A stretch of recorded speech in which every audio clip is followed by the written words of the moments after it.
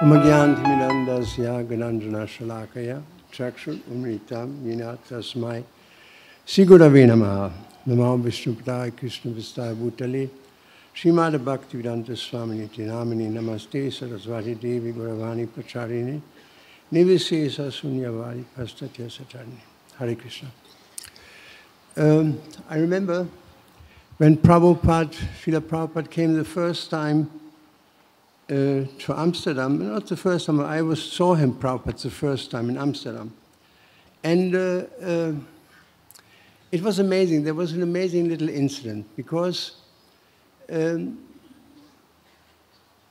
English Srila Prabhupada spoke was with a deep Bengali accent. Like, for example, Bart. What is a Bart? A Bart is a bird. But Prabhupada says there are many Barts in the sky, so I could not understand many of these things that what Prabhupada was explaining. And so I used to listen to his tapes regularly, and I could understand maybe 60% of it. But there were many expressions I couldn't understand. So we picked up Prabhupada at the airport, and he was rushed into the VIP lounge. And he spoke. There were some journalists there. And it was amazing. I could understand every single word Prabhupada was saying. So I went back to the temple because I was surprised. I went back to the temple and listened to the same tape I listened to in the morning. I listened again, and I could understand every single word. And it was a kind of a miracle that from that day on, every single word Prabhupada spoke on his tapes, I could understand. It was amazing. He was able to do that. It was kind of very mystic for me, this change. And so when he was in Amsterdam, there were many things that were happening. I remember that there was an installation of Lord Jagannath. The deities are now in Radhadesh. And there was sannyas initiation of Akkurananda Swami. And it was interesting because Srila Prabhupada came into this temple room. It was a garage which was refurbished. And he sat down, the first thing he noticed that there were not flowers around the Havan. And Prabhupada said, "Where are the flowers?" Nobody knew what to say. He said, "Where are the flowers?"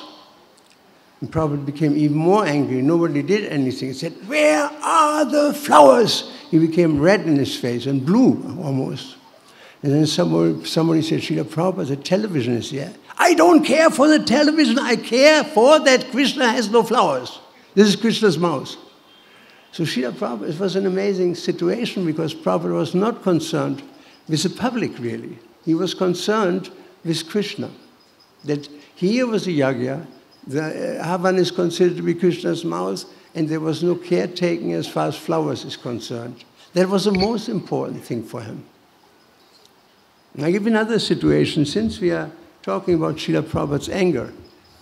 Srila Prabhupada, his anger was not based on our anger, on envy. It was based, he could become very angry for Krishna. Like, I remember our GBC at that time, he got the idea that we should get rid of our castle. We got a castle in Germany. It was very beautiful. It was owned by Lady Rothschild, very rich family, actually, world rich family. And some other, she gave it to us. And Prabhupada liked this place. It was a great place. 30 minutes out of Frankfurt, 30 minutes out of Wiesbaden, 30 minutes out of Mainz. 30 minutes to the airport, and this large amount of land around. Beautiful neo-Gothical house. I remember we walked around, he went upstairs, he wanted us to buy the place, actually. So when Prabhupada was in Paris, our then GBC, he thought this place is too big to manage. Let us get rid of this place and let us get some small places instead. And so he said, let's go to Paris and explain to Srila Prabhupada. I was majorly involved in that temple, so I went with him, and Gauravani Maharaj, at that time Veda Vyas Das. And so we sat in front of Srila Prabhupada and explained him this place. Mostly Jayatira Prabhu was speaking, the new plan.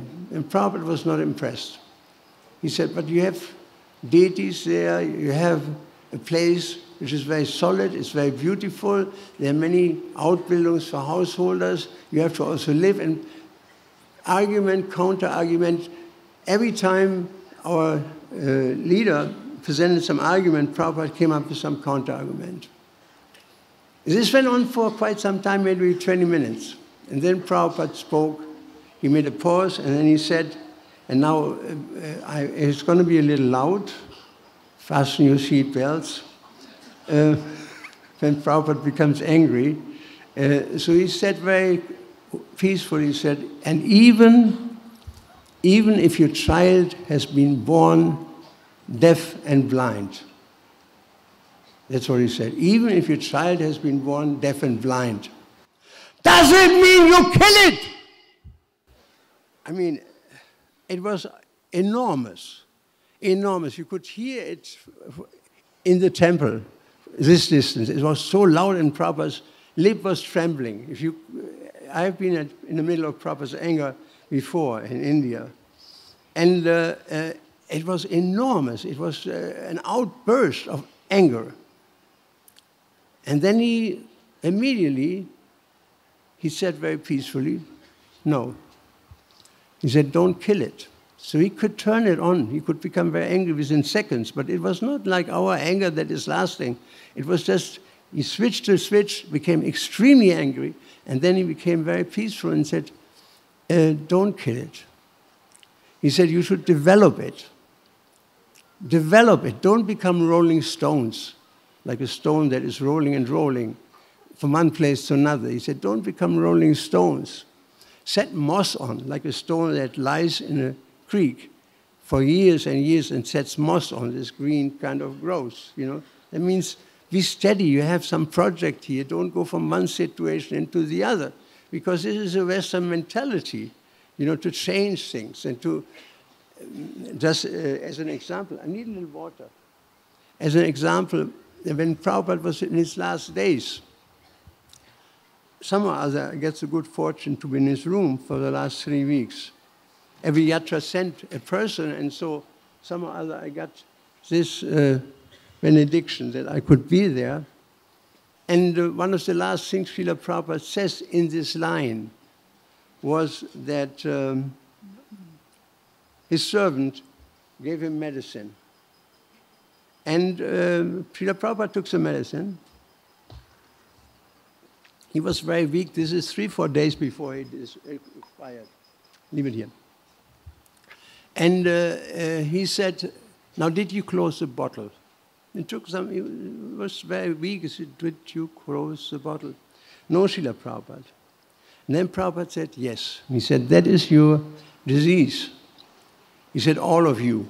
He addressed the whole community of devotees, practically speaking, in the whole world. He said, all of you. He said, you know how to open bottles, but you don't know how to close them. You start so many new things, but you don't see the consequences. This is, if you look at modern society, or takes the environmental crisis, what is it ultimately? Opening bottles. You open this, the rivers are polluted, the oceans are polluted, the air is polluted, the food is polluted, our bodies are polluted. You know, the whole environment is destroyed, practically speaking. We are opening bottles. We don't know how to close these bottles. And then he said, you don't know how, you know how to live. He said, but you don't know how to die. And therefore, I have to show you. And as far as I remember, short after that, Prabhupada instructed, actually, our devotee, Yaduba, to film it, because he wanted to show us how to die, which he did. I mean, from my memory, the last words Prabhupada said, his body was already fighting. His body was this sound which is called gud in Shastra. So he was having difficulties breathing, mucus And then his hand went up, very peaceful, all of a sudden. And we were all standing there. And Prabhupada said very peacefully, it took some time, slowly. He said, everything moving and non-moving. There's nothing but Krishna. This consciousness is called Krishna consciousness. As far as I remember, that's the last thing he said. Shortly after that, he said, Hare Krishna. And he didn't come to the Na, he was already gone to the spiritual world. And it was this tremendous kirtan that many of us had the impression that there were actually thousands and thousands of people singing as there was no roof. And that in fact we were actually a part of a much greater kirtan that was already going on. It was a very transcendental moment. I asked other God brothers who had the same experience. It was very otherworldly, the kirtan at Prabhupada's time of leaving. But let me tell you some other, can I have a little more time? Some other stories? Yes? Okay, let me tell you some stories. I wrote something down. I remember we were working on the translation of Bhagavad Gita into the German language. And there was one verse from Srimad Bhagavatam. And in this verse, it is stated that one who chants the holy name of the Lord has taken birth in all the holy rivers of India. He has visited all the places of pilgrimage. So I asked Srila Prabhupada in the morning walk, Srila Prabhupada, I read this verse. We are translating it into German. Now, does it mean, in my personal case, that I've been in India in my last life to travel to all the places of pilgrimage, etc.? I was curious and naive, too. And then Prabhupada said that might well be so. He said that, but more important is that you understand this one thing. And that was very important. He said, the most important you understand this thing, not whether you're in your last life this or that. He said, I personally created your good fortune. And that is actually the essence of our being. Like we pray in the morning prayers to Srila Prabhupada, your mercy is all I'm made of. That without Srila Prabhupada going to the West, where would we be? You know, India was not interested really in Vaishnava Dharma at that time. Prabhupada went to the West and people gathered, and Krishna sent him so many people because it was Krishna's arrangement that he wanted him to go to New York and from there out start a whole revolution of young people all over the world. And I remember the book distribution in those days were amazing. We were so, moved by Prabhupada's example and by his preaching. He sent us a letter, if you really want to please me, please distribute my books. And so we went out, I think we had 28 Sankirtan cars rolling out every Sunday for the week to distribute books. And we were so determined, simply by Prabhupada's desire. I remember a story, I tell you how far determination can go. We were driving on the road. It was a highway, motorway, and it was very wet, it was raining. I had to go on the brake because some car came from this side. And we started spinning, and we rolled, spinned over, and we were thrown into a group of trees. And rolled and rolled and rolled, and the cars came to a standstill like this. And I looked down and said, Chakravarti, are you okay? He said, yes. What about yourself? I said, I'm okay too.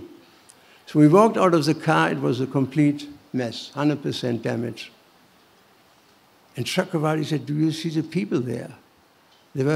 Everybody had stopped with their cars looking at us. And so we grabbed our book bags and we ran, did you see this accident? And people said, are you okay? I said, we are okay. You're not okay. Take some of these books.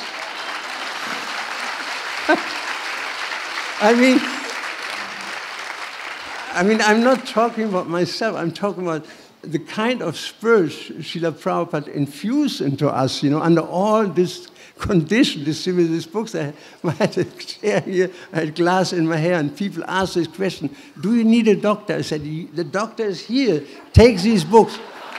In no time, Chakravarti distributed 40 Bhagavatams. I did 40, and so the police arrived. How did you survive? Take this book, everything is inside. The ambulance arrived. 3 people jumped out. Said, what can we do for you? I said, just take one of these books. And so it shows how Prabhupada's influence was so strong on us. When Prabhupada came to London, he wanted to see all the German book distributors. We were very determined. Rohini Sutta was one of the most determined people at that time. And so Prabhupada, when we had just arrived, we didn't take even baths. Prabhupada wanted to see us. We heard from his servant. We walked in his room, and Srila Prabhupada said, now, what is the most important verse of all the verses? And so 2 of us lifted the hand, and simultaneously, like puppets, they spoke, Yadidikataka Krishna Upadesh. And Prabhupada said, yes. He said, that is the essence. Wherever you go, you preach. But what does Upadesh mean? Nobody knew what to say, Upadesh. So I said, Desh means place, Srila Prabhupada, and Upadesh. Prabhupada said, no. Upadesh is the supreme instruction of Krishna, like Upadeshamrita, the nectar of the supreme instruction.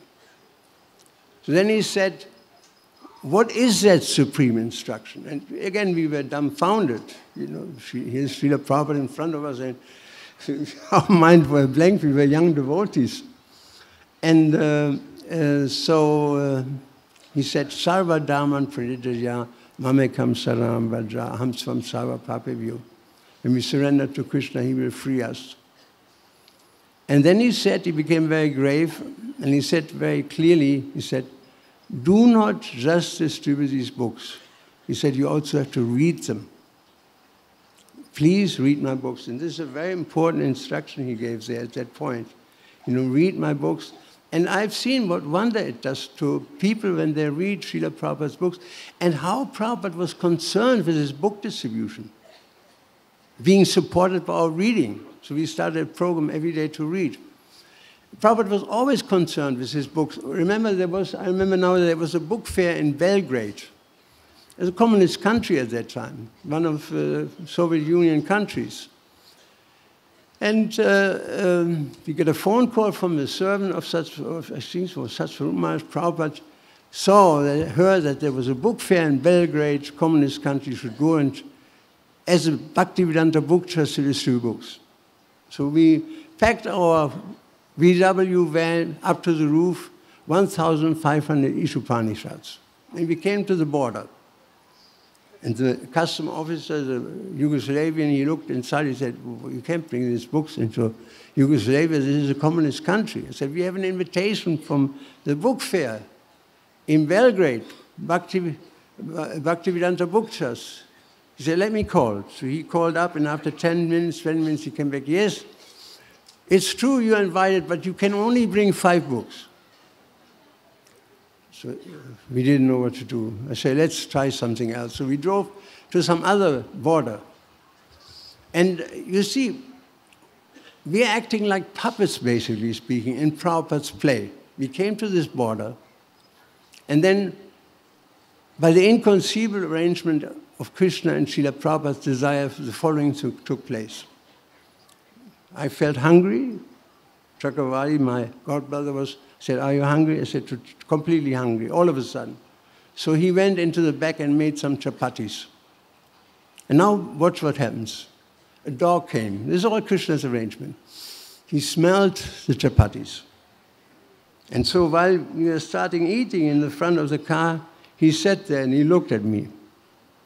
So then, under Krishna's arrangement, I pulled the window down and threw him a chapati. He ate it. And he looked at me. I threw him another one. Another one. Then Super Soul gave me an idea. And I pulled the dog in to the car and set him in the middle. I said, Chakravarti, I got an idea, let's go. We ran towards the border. It was only 100 meters. And we came to the border, and there was this argument between the customs officer and us. He said, you can't bring this dog into Yugoslavia. He has to go in quarantine. I said to him, I'm married to this dog, practically speaking. This is my wife.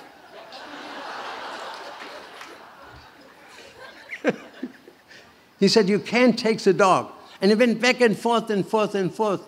And then finally I said, and if you throw this dog out, we can go.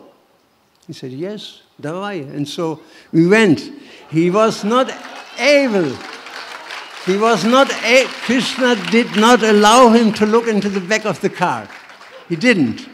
So we rolled into this country with this 1,500 books, and that was the beginning of the Hare Krishna movement in Yugoslavia.